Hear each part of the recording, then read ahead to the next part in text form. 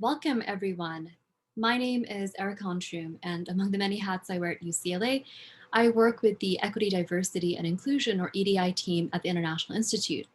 On behalf of the EDI team and Professor Robin Derby, who helped to organize this event, but who unfortunately could not join us live for today's session, I would like to extend a warm welcome to today's talk entitled Policing Asian Massage Work and Abolitionist Possibilities, a conversation with Red Canary Song. Today's talk will feature Elena Shih and Yves Tong Nguyen of Red Canary Song, which is an advocacy group for massage parlor workers, and UCLA professor Jennifer Chun. This event began to take shape after the horrific slaughter of Asian women at 3 massage parlors in my hometown of Atlanta, Georgia last March. We want to shed light on the particular histories which have given rise to the way that Asian women have been exoticized and sexualized in ways that helped enable this kind of violence. And we reached out to Professor Chun, who has a joint appointment in the UCLA Asian American Studies Department and at the International Institute to help us understand it. Dr. Chun will be introducing today's speaker, so my job is to very briefly introduce her. Dr. Chun's research focuses on gender, race, ethnicity, migration, and labor. She's written a book called Organizing at the Margin, the Symbolic Politics of Labor in South Korea and the United States, and she's currently completing a book on women's protest movements in South Korea among care workers under neoliberalism. She will also be serving as the faculty representative for diversity, inclusion, equity, diversity, inclusion at the International Institute this coming year. And as I mentioned, she'll be moderating today's discussion. Before handing over the mic to Dr. Chun and getting started with today's program, I would like to take a moment to extend our gratitude to Chris Erickson, who is Senior Associate Vice Provost and Director of the International Institute, and to Cindy Fan, who is Vice Provost for International Studies and Global Engagement. They have supported the Black Lives Matter Speaker Series as well as this event. I would also like to thank Margaret Shih, who is Associate Vice Chancellor of Bruin X and the Office of Equity, Diversity, and Inclusion, and Rusty Klubanger from the Equity, Diversity, and Inclusion Office as well for their support of this event as part of the Stop Asian Hate series of events, as well as Anna Spain Bradley, who is Vice Chancellor for Equity, Diversity, and Inclusion.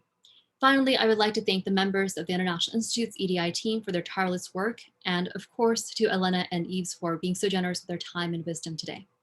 I will now hand over the podium to you, Jennifer. Thank you so much, Erica, for getting us started and also for the warm introduction. Thanks also to Robin Derby and the EDI team for organizing this incredible event. It is really my pleasure to welcome our guest speakers for today's event. Yves Tong Nguyen is a queer disabled abolitionist organizer who works with two of the most important organizations fighting to end the criminalization of sex work and survival, Red Canary Song and Survived and Punished New York. Elena Shih is the Manning Assistant Professor of American Studies and Ethnic Studies at Brown University. Her forthcoming book, Manufacturing Freedom, Trafficking Rescue, Rehabilitation, and the Slave-Free Good, is a global ethnography of the transnational social movement to combat human trafficking in China, Thailand, and the US. Our conversation today with Yves Tong Nguyen and Elena Shih focuses on their really important work with Red Canary Song and the critical insights they bring to current conversations about anti-Asian violence. As Erica has already said, so many of us were deeply affected by the brutal killings of 8 people at massage businesses in Atlanta earlier this spring. The explicit targeting of Asian women was an agonizing reminder of the brutality of anti-Asian hostility, which has deep historical ties to white supremacy and the anti-immigrant foundations of the US nation state, and has continued to escalate throughout the COVID-19 pandemic. It was also a wake-up call for so many people in communities that have been terrorized by racialized violence and vigilante justice, whether at the workplaces, in their communities and homes, at the border, or by law enforcement and the criminal justice system. Red Canary Song is not only committed to addressing the vulnerability of Asian massage parlor workers in over 9,000 workplaces around the country, but it also works purposefully and explicitly in solidarity with prison abolitionist groups, to shine a light on the dangers of calling for solutions to anti-Asian violence that depend on the police and the carceral state. Please join me in welcoming Yves Tong Nguyen and Elena Shih from Red Canary Song. So we'll start with Professor Shih and then move to Yves Tong Nguyen. Okay. Thank you so much, Jennifer. Thank you to Robin. Thank you to Erica, the host of UCLA centers and institutes that have co-sponsored, and to everybody who's joining the webinar. My particular research looks at the devastating impact the anti-trafficking movement globally has had on communities of color, migrant workers, sex worker rights since its founding in the year 2000. And today I want to talk a little bit about drawing some lessons from outreach work conducted with Red Canary in Flushing, Queens, and situating that against the devastating and brutal attacks in Atlanta. Just 2 weeks ago, actually, an announcement from Manhattan's DA's office announced that they would cease the prosecution of charges related to prostitution. And this marks a really important shift towards the decriminalization of sex work, which we at Red Canary really advocate for. But a really notable and kind of understated feature among the 914 open cases that the DA closed were not just charges related to prostitution, but also included the charge of quote unquote unlicensed massage. No doubt due to the heightened national attention cast on Asian massage workers following March's shooting at 3 massage spas in Atlanta. The inclusion of unlicensed massage, however, came as somewhat of a surprise, and it should have been a real indictment and admission of how the DA's office had been using massage license laws and very, very old vocational training laws under a New York State education statute as a way to racially profile and police working class Asian migrant workers for the past 2 decades. So for a while now, Asian massage work has become nearly synonymous with human trafficking, and we find that this really isn't accidental, but this is an active target and campaign of anti-trafficking organizations who have profited tremendously around their campaigns that aim to shut down Asian massage businesses. In particular, Polaris Project, one of the nation's largest anti-trafficking organization, and which in 2019 had something like a $14.3 million budget, has an entire project that they devote to illicit massage businesses. And this is a new category that they actually created. And of note, Polaris removed their pages, their website on illicit massage business project the days after the massage murders in Atlanta, which many saw as a startling admission of their own culpability in increasing the daily violence on massage work. In Polaris's 2019 report on illicit massage businesses, which is no longer available on their website, included numerous suggestions to quote unquote shut down massage parlor trafficking. The report included an emphasis on creating new laws that explicitly target the migrant massage community because it associated it with human trafficking. And nearly all of these interventions have caused for the heightened surveillance and policing of Asian massage businesses, resulting in hundreds of raids across the country. So in Rhode Island, where I live, in early 2016, our then Governor Gina Raimondo signed into law a municipal ordinance that established a whole new category of body work, which required a distinct license from that of a massage therapist. This new law allowed cities and towns in Rhode Island to regulate the operation of any massage business in their jurisdiction and laid out ridiculous requirements for licensing that included continuing education requirements, barriers to renewal, and really sought to target Asian massage businesses in particular, following what she had called quote unquote Operation Rubdown, a raid effort that has closed over 60 Asian massage businesses in Rhode Island since 2003. In one of the last raids before the massive shutdowns related to COVID, in January 2019, the Pawtucket Police Department and Department of Homeland Security, so you see law enforcement teaming up with immigration enforcement, raided 3 Asian massage businesses in Pawtucket and arrested 19 people. Most of the workers arrested in the raid were not charged with prostitution, but they were charged with not having a massage therapy license. I think this is really, really important because it points to the really mundane ways in which these new licensure laws are used to like actively police a certain kind of racialized poverty.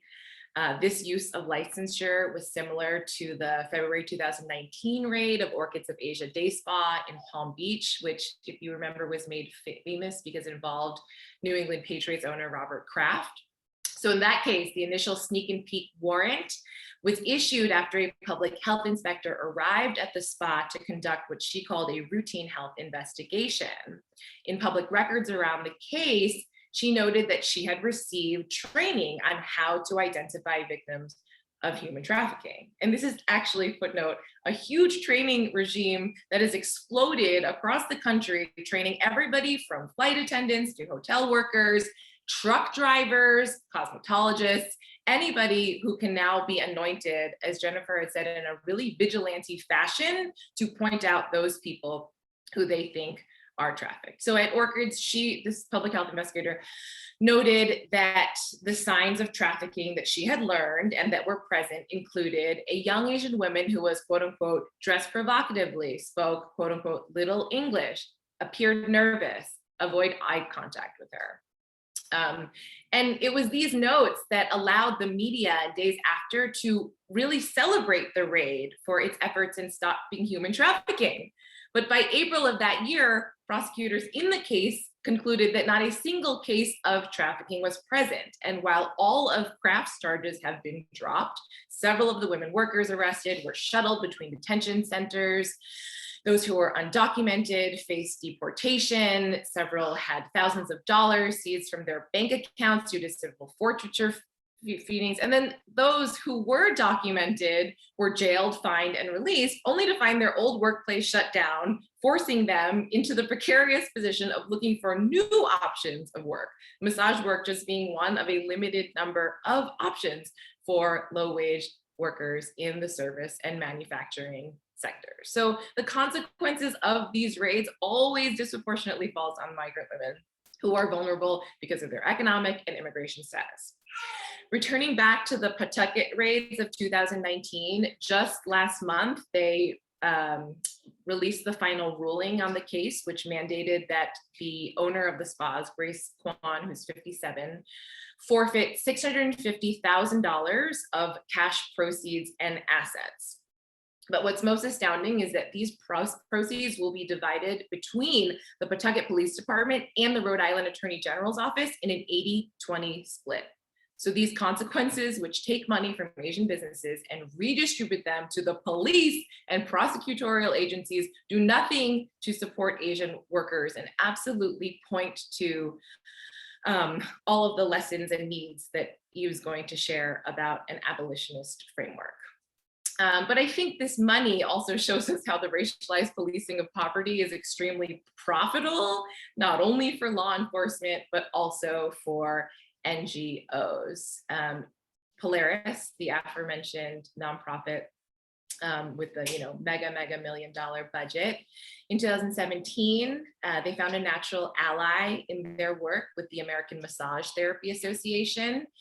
And together, Polaris and the AMTA advocated for the introduction of Senate Bill 548 in North Carolina. This would be a new local ordinance that required all massage therapists to display posters in their waiting rooms that showed the phone number for the human trafficking hotline. But it also requires that all workers have a high school diploma earned in the United States and demonstrate satisfactory proficiency of the English language, which shouldn't be required for massage work at all. So such blatantly xenophobic requirements really underscore how Asian massage work is really legitimated or illegitimated through national and class markers. And I think that what's so scary about Polaris is that it exemplifies the kind of state and non-state power that often makes power look invisible because they're wrapping everything up as human trafficking. And so in closing, I think that my takeaway around all this focus on white supremacy is that we need to be attuned to the ways that very visible white supremacist mass violence has a counterpart, a very benevolent counterpart in different forms of white saviorhood that have completely manifested themselves through the anti-trafficking movement and make it almost impossible for us to do our work at Red Canary Song. We have to insert a disclaimer at any time that we try to do our advocacy work that there may be victims of trafficking involved. And sure, we care about that. But the massive rampant policing and the idea that like this particular kind of trafficking, which they're only making these associations because of a perception of like sexual exploitation and the conflation of all sex and trafficking, and now all massage as sex somehow, really, really underrides the ability to do the kinds of like grassroots on the ground organizing with all kinds of working people that will decrease the kinds of precarity that make people vulnerable to trafficking. So we need to push back against the raid and rescue model, and we need to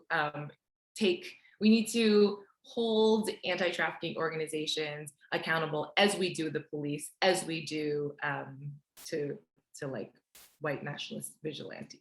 So I'll turn it over to Yves for all of Yves' beautiful lessons on abolition and what some of the recent sentencing on Atlanta might mean. Thank you, Elena. And thank you so much, Dr. Chun and Erica and Robin, so many other people who worked to put this together. I also want to thank everybody for attending, and also want to acknowledge the ways in which I'm coming into this space.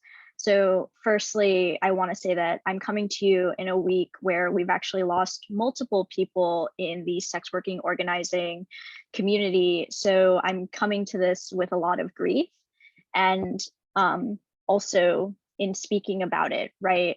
In talking about violence that a lot of people in the sex trades might face, and talking about massage work, right? I come to this as a prison industrial complex abolitionist, because I believe that that's the only way in which you can really deal with any of the things that we're talking about, and really be able to get to the roots of this violence and this harm. And often, right, when we talk about violence and when we talk about it in this way, especially in the aftermath of the shooting in Atlanta, which was really tragic, the truth is that people who work in massage businesses, people who are migrant Asian people, people who work in informal criminalized labor, are often not facing this sort of individualized white supremacist violence from some random person. It's most often systematic violence. It's most often the types of violence that Elena talks about, and is even more than that. And you have to really look at the specificity around the issue when you're talking about Asian migrant massage work and the kinds of violence that they face, and what kinds of solutions we really have to not only the violence, but also to preventing the violence in the first place. So when we look at it and we draw upon so much different work from so many different people, is that this is an immigrant issue, right? This is also a racialized and gendered issue. This is also about so many other forms of policing. So you're looking at the abolition of like the police, right, directly in the ways that we often talk about the NYPD and like vice squads policing massage businesses and sex workers. But you're also looking at the immigrant detention system and the ways that they are policing people. And you're also talking about what Dorothy Roberts calls the family regulation system, right? Because this affects so many different massage workers and their families in so many different ways when you really look at, especially Atlanta, but in general, the violence that they're subjected to every day. And often the violence that they're subjected to doesn't get publicized on such a mass scale as the shooting in Atlanta did, right? So when we have to think about the ways in which we're going to deal with it, and Elena talks about the anti-trafficking groups, but really the problem with them, right, is that they play straight into all of this policing, that they play straight into all of this violence that again subjects people to. when we talk about human trafficking, which there is no concrete understanding of what human trafficking actually is, right? They don't really ever tell you what human trafficking actually is, which is why you eventually see so many cases, they're not actually human trafficking, even though they've turned upside down people's lives and subjected them to incarceration and subjected them to all sorts of violent abuse under the name of human trafficking, which at the end of the day, right, if they're about saving people, if they're about protecting people, you also wouldn't be arresting people who have been trafficked, so to speak, right? But they do, because it's not really what it's about, and it's what it's never been about. It's in a lot of work that we talk about and that we draw upon. You see that this is about the hatred for sex workers, people in the sex trade. You see that this is a hatred for Asian people, for Asian women specifically, that there's a hatred for immigrants, that there's a hatred for working class people, for poor people. And when we look at it, right, the people who work, the Asian migrant women who work in informal criminalized labor are the people who are going to face the brunt of this violence, because that's what it's really about and what policing is really about anyways. For a long time, historically, police did not talk about saving people. These groups did not talk about saving people, didn't talk about it as if they were going to protect anybody, that they were going to protect our communities, that they were going to deal with hate, right? Which is why I try to push back on us talking about it in an individualized way and really look at it in a systemic way. And the ways that these narratives get pushed out is that they did not always do this. For a really long time, they were really honest. All types of different police were really honest about the fact that they hated all of these different groups and that they were trying to like protect white people, white property, and like the state in what they were doing. And they're still doing that. And so for them to then pivot and say that they want to protect people, what you truly see is that is just a narrative that they push in order to continue policing people. What you really end up seeing is that they're punishing people, and it's a death sentence. Like incarceration is as much a death sentence as anything else. And incarcerating anybody means that you're going to give legitimacy to the system and say that they can deal with any sorts of violence, and they can choose who they want to punish. And in this case, when we're talking about the work that we do, and we're talking about massage workers, right? When you're talking about abolition and why this is the solution to it, because people think that if you say that they're not sex workers, then, oh, that solves the issue. And it doesn't, because it's not about whether or not they engaged in something that is criminalized labor and then they deserved any type of violence that they have faced, right? Whether it be from the state or whether it be from an individual. And you think that, oh, if they aren't like undocumented immigrants, then that's fine. No, it's also not that, right? Like, because even if you're an undocumented immigrant, even if you're engaging in the sex trades, you would have never deserved any kind of violence that you would have been subjected to, whether that be from an individual, whether that be from police raids, whether that be from immigration detention or any of those things, which we have to acknowledge as violence, and a lot of people don't, right? A lot of people don't frame these sorts of things as violence. And when we talk about anti-Asian violence, people want to talk about massage work now because we've seen it in the media from an individual white supremacist, right, who has their own agenda. And that's how the police wants to push it. That's how the state wants to push it. That's how the media wants to push it, right? And a lot of people, when talking about anti-Asian violence, that's how they think about it. They think about someone yelling slurs at you in the street, and they're not thinking about the violence that so many Asian people face on a daily basis from the state, from all of these different regulation systems, from the family regulation system that tears families apart, from the immigration detention system that also rips families apart and like is extremely violent, leads to deportation, which is violent, and also like neglects so many of the reasons why Asian migrant people come to the US in the first place, or how they ended up here.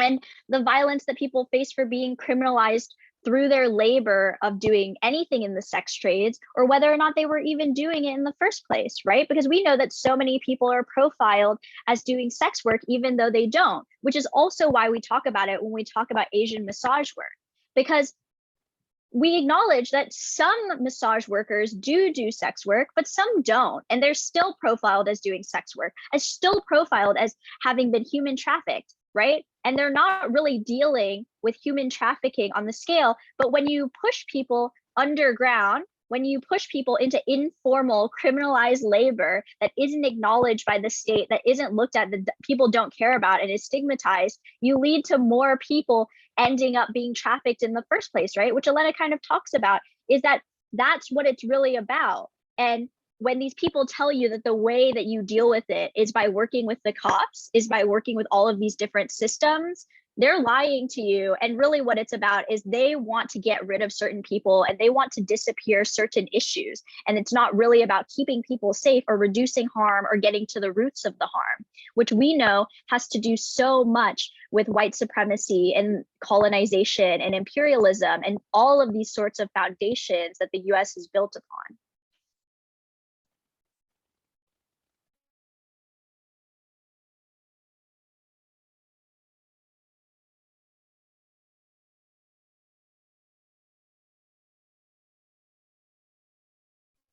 I see we have a question in the Q&A from Samina Azar. Thank you so much for this needed space. Can you talk about the implications of the recent decriminalization of sex work in New York City, Boston, but Baltimore and elsewhere for advocacy and social service efforts? I can answer this a little bit. I want to acknowledge that those efforts, while are very important, are actually not decriminalization. Decriminalization doesn't actually happen at all unless you have prison industrial complex abolition. Any amount of criminalization means that you're criminalizing someone and isn't decriminalization. But even when we're talking about decriminalization of sex work, decriminalizing of like unlicensed massage work, this is not decriminalization. It just means that the DAs are no longer going to pursue those cases. These are still crimes that like police departments, that ICE can still arrest people for and can still like lead people into these pipelines and can also still subject people to violence. So we actually don't have any form of decriminalization quite yet. What it does mean is that DA's offices won't prosecute people for this, and that is important. That is an important step in talking about that, right? But in terms of decriminalization and why it has to do with sex work, why it has to do with massage work and all of these sorts of things, and why I and we stand for abolition overall, is because you actually can't really have any meaningful form of decriminalization without abolishing the police and the prison system in all of its different forms. Even if they were to pass a law tomorrow that said that they would no longer consider prostitution to be a crime, that they would no longer consider unlicensed massage to be a crime, that they would no longer consider all of these things to be a crime, they would still find other ways to police people. They would still find other ways to police Asian migrant workers who work in informal and criminalized labor. They would still be doing that. ICE would still exist and they would still be detaining people and they would still be deporting people. Because if there are any laws out there that are criminalizing people, if there's any criminalization at all, if there's any policing, they will police. That's what they do. And we see that as over time, if it's not in New York City in particular, right? Even though the DA has led to this vacatur, for a long time, right? They stopped, for the most part, prosecuting people for prostitution charges. They stopped arresting people for prostitution charges, but they would arrest people for unlicensed massage because it was just another way to get to what they wanted to do, which is at the end of the day, to police certain groups of people, which when we're talking about certain groups of people, it's not just talking about Asian migrants who do informal and criminalized labor. We're also talking about like Black people, we're also talking about trans people, we're also talking about our Latinx community and all different types of people in this way who get policed and will continue to be policed under white supremacy. Thanks, Eve, for that really comprehensive response, and to Samina for the question, and also for telling us where you're from. It looks like you're maybe based in New York, so hope to like meet you and build with you. One thing that I wanted to perhaps add is I think we believe that like really like the counterpart to this is supporting like labor organizing and workers' rights. So And the reason I mention that is because I think hard policing, as Yves has mentioned, has already become unfashionable. So particularly for the past, like, I don't even know, I guess since 2015 in New York, they introduced what are called human trafficking intervention courts. And these are courts that people who are arrested for prostitution or unlicensed massage are routed to. And they're supposedly supposed to be there to soften the blow. And people are given alternative sanctions to jail time. But these alternative sanctions are embedded with all of these different kinds of moral and rehabilitative reform tactics. And people have reported trauma-informed yoga. They've reported different forms of mandated job training, only to find that once they are released or have done their sentences and done their time, there aren't really economies that are there to support them. And so something that we've been doing recently is really supporting a Flushing Worker Center campaign for the working right to end the 24-hour working day for home care workers in New York City. And that's a campaign that we'd really love to uplift and direct everybody to. It's the Ain't I a Woman campaign, and really points to a nebulous, nefarious web of not only state policy, but also a large New York-based Asian American nonprofit, the Chinatown Planning Council, that are completely complicit in the brokering of this kind of domestic work. And Jennifer, I would love to talk to you about this because this is one of the weirdest cases, but I think in your research, you might tell us that it's not actually anomalous at all. But the particular function of the nonprofit in facilitating all of this to happen and being the broker of this work has been pretty devastating, because we've seen workers in Flushing Worker Center advocate against this nonprofit, and people coming out in defense of the nonprofit, particularly in this time of nonprofits, Asian American nonprofits, getting a lot of attention in the hashtag AAPI hate moment. So I think we're seeing a lot of entanglements between large nonprofits and their complicity in these different structures.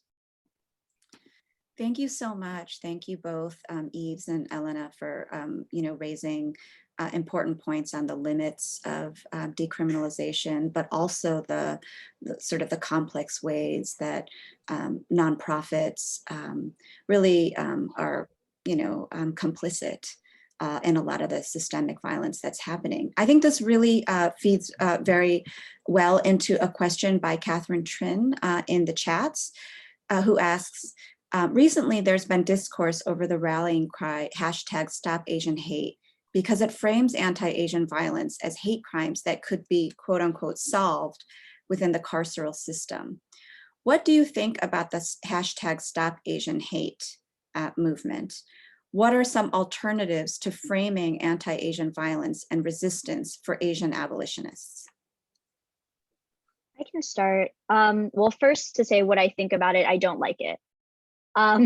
So I think that it's pretty bad, actually. It has very negative impacts in framing violence as hate, which a lot of people have spoken about and have done research about. And I look to the work of people like Dylan Rodriguez to talk about it as, when we talk about hate and we talk about hate crimes, it has an effect of individualizing these types of violence, and also is an effort by the state, right? This is the state's language that they use to talk about violence, and partially legitimizes other forms of violence. So that's first off in what I think about it. And I also generally am against the sorts of efforts we have around the hashtag and around trying to build presence and understanding around how often it happens, right? Or viralizing the moment.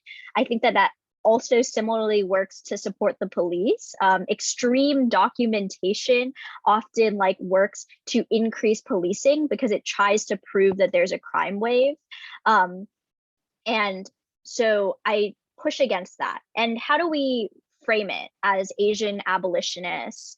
And how do we frame anti-Asian violence if we don't talk about it in this way? I think that you talk about it as what it is, and also having specificity around it, right? When we're talking about anti-Asian violence, it's not just people who yell slurs or white supremacists who would attack people, right? it's also about like white supremacy as a system. It's also about imperialism. It's also about colonization and all of those histories and things that are still going on now, right? Like we think of our history of colonization and imperialism, but there is also these sorts of histories that are very recent, wars that are still being waged in our homelands now that lead to many people into migrating to the US and lead to people being harmed in our home countries and being harmed here in the US, right? But then it's also having specificity around the moments where this happens as well. We've tried to push against talking about Atlanta as if it only has to do with these women being Asian, or only has to do with them being women, or even if it only has to do with them being Asian women, because it has so much more to do with plenty of other things, right? And that specificity around talking about violence is important because it's how we get to the roots of violence in order to deal with it and to find the right solutions, right? And actually deal with like why that violence even happens in the first place. So when we say, when we talk about Atlanta, for example, right, it's not just about them being Asian. It's not just about them being Asian women. It's about them being Asian women who are migrants, who work in low wage, informal labor that is connected to the sex trades, that leads them to being profiled in really specific ways and subjected to very specific violence, very specific racialized and gendered violence. And you can't untangle any of those parts, right? It only happens because all of those like different intersecting parts coalesce to create a very specific violence that they're subjected to. And that's true for every other case of violence that you're going to see out there as well. And how we talk about it is really important, and also in getting to those solutions and talking about why the police wouldn't be a solution specifically for people who are very similar to those women, but also for other people. I'm not going to say that like the police couldn't like help with like certain things, because they certainly protect certain people and certainly protect certain things, right? But it's not going to be me. It's not going to be people who are very similar to those women and to other people in the community. Thanks, Eve, for that amazing response. I want to add very little because I'm very much like learning every day about abolition from Yves and others. So I think the only thing I'd add on the hashtag is, well, I'll share like a mantra that's shared to me by the coordinator of the Southeast Asian Freedom Network, Sarat Sung, which is that state-sanctioned violence is also anti-Asian hate. And like a little anecdote that wraps all of this together is that just 2 days before the Atlanta shooting, a plane deported 33 Vietnamese refugees back to Vietnam. And so all the while that Biden's administration is being celebrated for passing aggressive anti-Asian hate legislation, it is the same administration that is sanctioning, and subjecting the Southeast Asian refugee community to deportation. And that's like following Trump's legacy, where we saw a 400% increase in the deportation of Southeast Asians, but a particularly like damning legacy that, the Biden administration has absolutely continued, and something that Southeast Asian refugee organizers have been fighting towards. And it's really, I think, Stop Asian Hate speaks not only to like the individualism of it and this as a moment, without looking at like systems and the like enduring history in which all of these things are tied together. Thank you both. I want to raise another question from the Q&A. This question is from Kim Fuentes, who describes herself as one of your SWAP LA comrades. Yves and Elena, thank you for your words and all the dope work you do. As a sex worker organizer and abolitionist, what do you consider the biggest barriers to building solidarity amongst the sex worker community, beyond massage workers? And how do you overcome this in your organizing?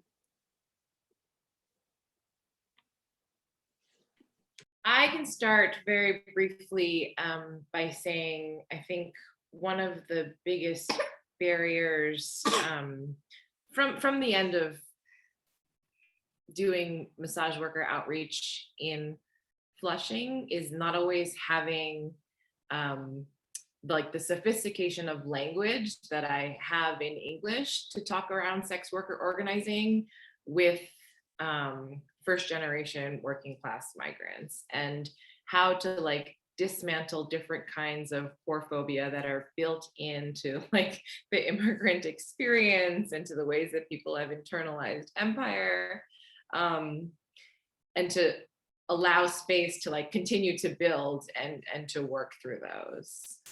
So that's, I think, one huge like gap that I see, that so much of maybe the sex worker organizing platform really has created space for visibility, and so many of the people that are working in massage and that we organize with don't want visibility at all. They want that like power and invisibility in silence. How do I continue to like work in the shadows, earn what I need to, while still somehow advocating for like the larger goal? Yeah, building on what Elena said, I think that there are a lot of different struggles that sex worker organizing faces. And when we're talking about massage workers, right, one of the biggest things that we kind of face is that a lot of people don't identify as doing sex work, as like being in the sex trade like that, even if they engage in the sex trade, for a lot of reasons that Elena brings up. And then also because of that, I think that which there's a disconnect, right, between massage workers and sex workers in general, but even within the like people who do identify as sex workers, right, there's a lot of disconnect in the organizing space because we're divided along race lines, along class lines, along disability, all of these things, right, that divide us and also make it difficult to have conversations around what kinds of things we should be privileging. And honestly, I think that there's a lot of disconnect around like even the politics of the work, where maybe I think a majority of sex workers, especially in the US, are pro decriminalization, right? But that doesn't necessarily mean that they have the same politics as me, and doesn't necessarily mean that they're like for prison industrial complex abolition. That doesn't necessarily mean that they support like immigrants, doesn't necessarily mean that they have the politics around migrant work. And that can often be a large challenge in like doing this work, because I don't always think that people are reaching across all of these different divides.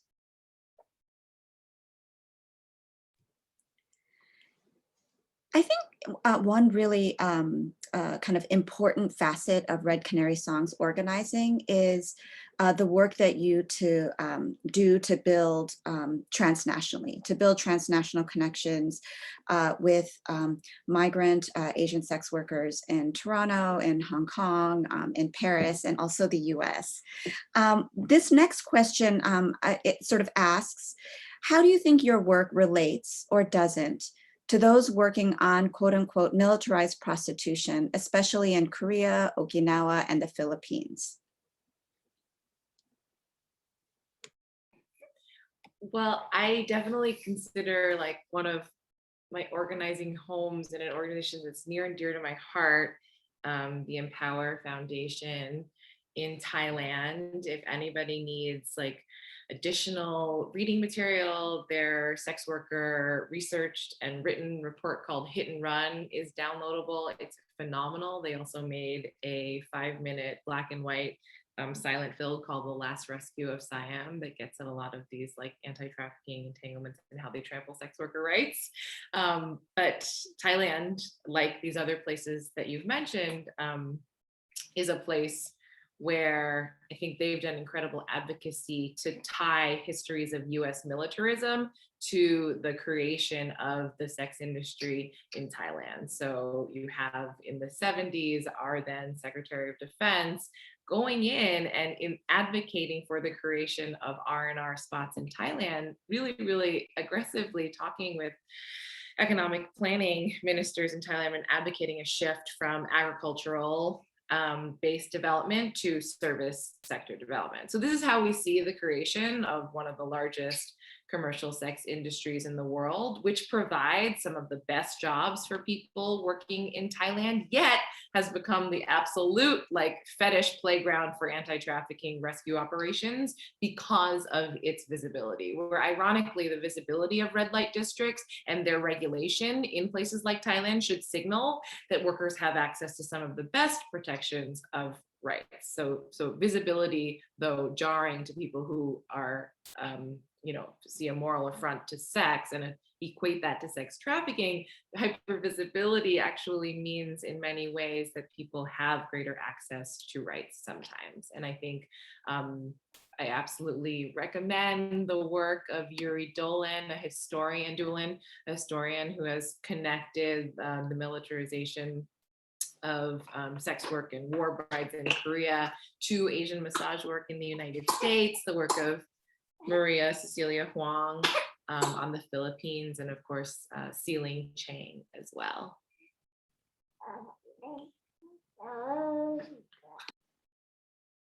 I mean, I think that Elena covers a lot of it. I think that our work is deeply tied to this, is deeply tied to militarized prostitution and the things around it. I also think that it's important, right? The reason why I think it's important for us to talk about those sorts of connections, and obviously you, Dr. Chun, you bring up our like coalition work having to do with like organizing transnationally, is because that's a part of the nature of what we talk about with our work, is how people end up doing sex work, both in our homelands and also how people end up doing migrant sex work here in the US, is through all of this history of like imperialism and militarization and the role that the military has to play. And partially when we talk about like militarized prostitution, I think a lot of people don't have the nuance to talk about it in the ways that it needs to be talked about, right? A lot of people talk about it as it is something that's like forced upon like the women in our homelands or things like that, right? Which I think that certainly in all of these different forms of work, right, you have people who don't want to be there, right? Who don't want to do the work, where this isn't really like ideal for them. And that's also why we talk about all of these other modes and why policing isn't effective, right? But in talking about the history of like militarization as well and how it affects a lot of people, is that I also consider the military to be a form of police that needs to be abolished, a form of violence that's been done to people, and also the ways in which it's so interconnected that there may be some people that this provides like a type of labor for them, the like most effective way that they're going to get work, the most effective ways that they're going to be able to get money to provide for themselves and their family. And it's also sometimes something that people don't want to do. And it's a type of state violence, a type of violence that the police and the military have consistently done to people for pretty much as long as it's existed, right? Like assault and like forcing people to do things, rape, all of these things are forms of violence that have long been weaponized by the military and the police. It is all history that I think like we try to acknowledge and the nuance that we try to bring to that conversation. Thanks. This next question shifts the conversation from the really important points both of you are raising about labor, militarism, geopolitics, to questions of capital and businesses. It's from Andrea Zhu, who thanks you both for your extremely incisive critiques and for the organizing work that you do. Could you expand on the alliance of Chinese and other East Asian finance and real estate capital with the police and prison industrial complex in many Asian immigrant communities and urban spaces, and how that has affected the direction that conversations around anti-Asian violence have gone? She says she's a bit more aware of how these dynamics are playing out in New York City, but wonder if this is a dynamic that you're also seeing across the US. Hi, Andrea. Do you want to write that paper? Andrea is my former student and now doing a PhD in sociology at UCLA. And as always, adds a layer, something very, very thought-provoking to the conversation. I want to say from Flushing, we are in coalition with the Flushing Anti-Displacement Alliance, FADA, for their work pushing back against the development of luxury condominiums in downtown Flushing, which is like the exact reason why so many of the massage businesses on 39th and 40th Avenue are being policed in the first place, because Flushing's commercial business district wanted to redistrict the area and wanted to like remove seedy elements. So that's particularly destructive. A second thing I want to say is whenever we hear about the raids on massage businesses in Providence, which is 3 hours north of Flushing, we'll often hear that being written about in the newspaper as like people are being trafficked and moved from Flushing up the Northeast Corridor. No, they are being displaced due to gentrification and high cost rents. They're not being moved, like they love to see this movement as a signal of trafficking. No, people are being pushed out. So all of those things about real estate capital and its collusion with policing are incredible to me. And I think the one new kinds of like auxiliary policing that I'm looking at now outside of the licenses is in Hawaii. There have been a couple of closures of Asian massage businesses under citations around like building code violations.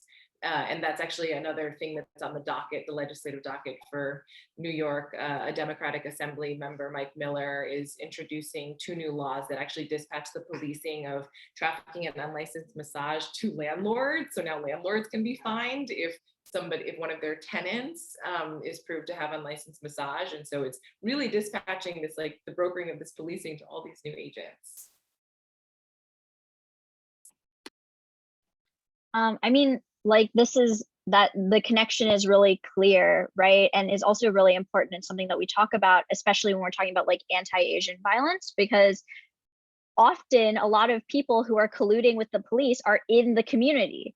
There are people who like live here who are also Asian, and this happens in other like places as well, as also happening in like Chinatowns in LA, San Francisco, and other places, right? Where these like very rich like real estate developers and other people who may be Chinese, who may also be East Asian, or when we're talking about other communities as well, right, are technically members of the community, but they want to like they use the police in order to get the things that they want, right? And vice versa. The police like uses as an excuse for them to be able to police. So we see this often here when we're talking about sex workers, massage workers, because massage workers and sex workers and migrant workers are often used as excuses for policing when like real estate developers want to develop and want to gentrify areas and make money in whatever way that they want to, right? So often we've seen politicians, we've seen nonprofits, we've seen these real estate developers talk about saying, oh, we have to like get the streets clean, right? We have to close down these massage businesses because they're actually sex workers, they're actually prostitutes, right? So they want to close them down and then build up new buildings or do whatever they want. And it's also important in talking about the conversation of anti-Asian violence and why we bring specificity around who is actually being subjected to violence and what kinds of violence, because people like this, the like Chinese real estate developers, the nonprofits, and all of these people have a lot to gain from subjecting a lot of people in the community, more marginalized people in the community, to violence, but they use moments like this to get a lot of money. And Elena mentioned this earlier, right, when we were talking about our work in coalition with the Flushing Workers Center and home care workers, is that they use this moment to say, oh yes, like we're Asian too, and like you should donate money to us, or you should support us, you should support Asian business, and all of these things. Meanwhile, they are pushing the most marginalized people in the community out, displacing people, leading people into the prison system, leading people into the deportation pipeline, and like subjecting people to a lot of violence. And there needs to be like discernment around who you're supporting and how we talk about these issues. I want to ask the next couple questions together because I think they're related. And the first is, could you talk about the possibilities for police and prison abolition, particularly in the context of Abolition May and efforts to keep cops off campus? It feels like a massive endeavor, but you know, are there short-term solutions that are realistic, and what do they look like? And the second question I think is related, which asks, you know, do you see potential for alliance for alliances between sex worker organizations and people working in municipal spaces, such as city planners, counselors, and policymakers. How do you think these relationships could better support sex worker communities? And what do you see as the greatest obstacles to growing these relationships?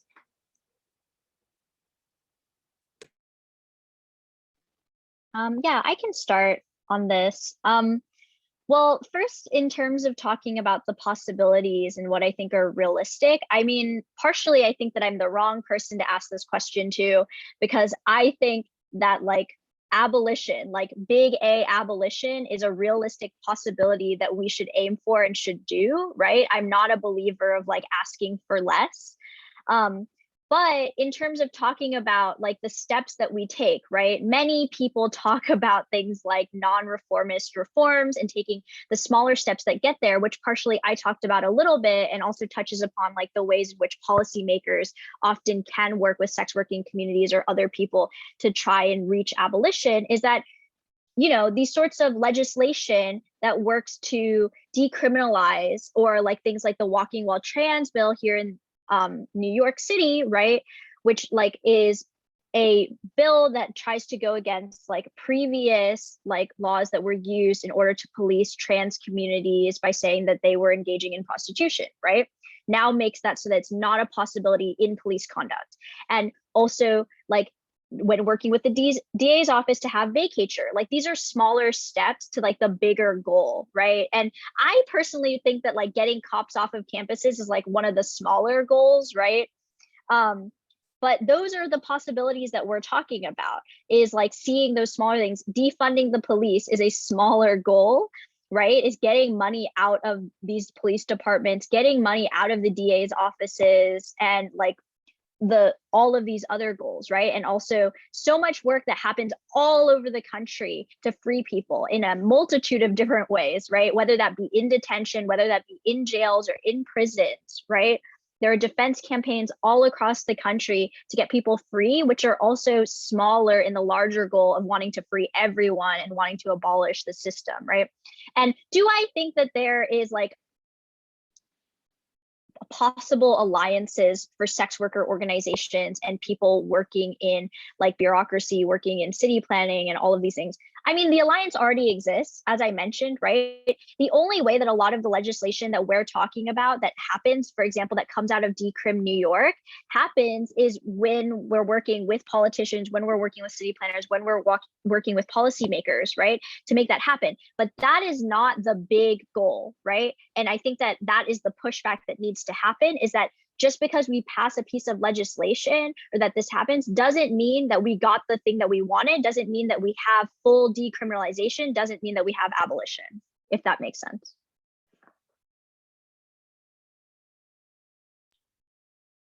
I see we're close to time, and I think that was such a comprehensive, I mean, this absolutely has established expert. I think the only thing that I'll add on the people working in municipal spaces and policymaking is I struggle with like how brutally mundane the needs of people that we work with are. And so legal scholar Janie Chuang has coined this term exploitation creep while talking about anti-trafficking, that it just like pushes the bar of exploitation so much that you have to reach such extreme barriers to be classified as a victim of trafficking.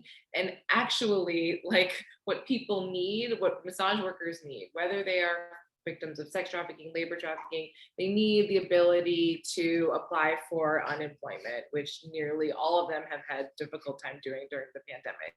They need access to like really, really, really basic things that are really, really boring. And it disturbs me that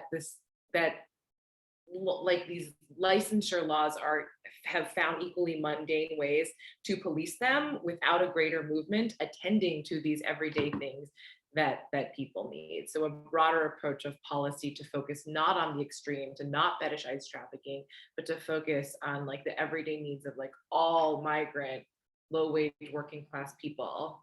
Is that so hard to ask? I think it is, which is why we tend to focus on only the extreme. But the more that policy makers, planners can think about like defetishizing the extremes and paying attention to the everyday, I think can help us. Thank you so much. I think that's a really powerful note to end this conversation on. And I think a really important reminder of the really kind of everyday types of experiences with violence, with deprivation, that really kind of pulse throughout, a lot of the issues that we've talked about today. I want to thank you both for sharing the incredible work that Red Canary Song is doing to really push all of us to see the intersecting and also, really, powerful structural conditions that really shape so many of the tragedies that we've been experiencing for the past year and more. And I want to thank all of our attendees for joining us in this urgent and important conversation. So thank you so much. And please join me once again in thanking our guest speakers, Yves Tong Nguyen and Elena Shih from Red Canary Song.